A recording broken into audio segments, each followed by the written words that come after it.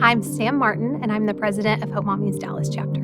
I started my journey toward having a family at the same time that pretty much all of my friends did. We'd all been married a few years and decided it was time to start having babies. And I got pregnant, and 7 or 8 weeks later, I had a miscarriage at home, and it was very traumatic, and it really sent me into a place of anger and isolation and confusion that was so much harder than I ever expected. A few months after that first pregnancy ended in miscarriage, we found out that we were pregnant again and were hesitantly excited. At that point, I understood that there were no givens, and a positive pregnancy test was not necessarily going to mean a baby in my arms 9 months later.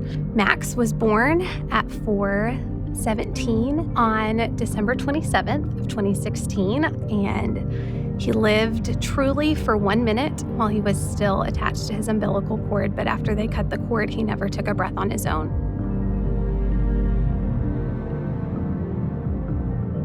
That day, we had Max with us for about 12 hours, and over 30 of our friends and family got to come up and meet him and hold him.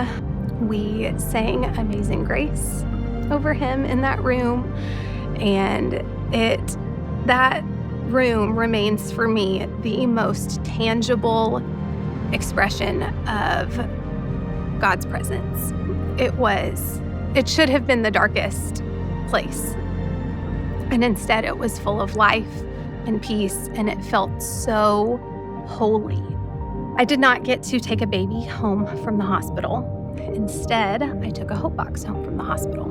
I got the Hope Box from the labor and delivery team at Baylor McKinney, and I opened the box, and there was a Bible and a Bible study, and I poured over that Bible study. I was home recovering from a C-section. My husband had to go back to work. And so all alone with this incredible grief in an empty house that was supposed to have had a baby, with that empty crib in the room next door, I devoured the Bible study. And those resources really pointed my grief toward the Lord. And so Max died at the end of December, and Hope Mommies Dallas was doing their first box gathering of the year. I think it was the beginning of February. And so it couldn't have been 6 weeks after Max died that I walked into a room full of strangers that I had never met to help build those boxes that I had gotten. And walking into that room changed my life.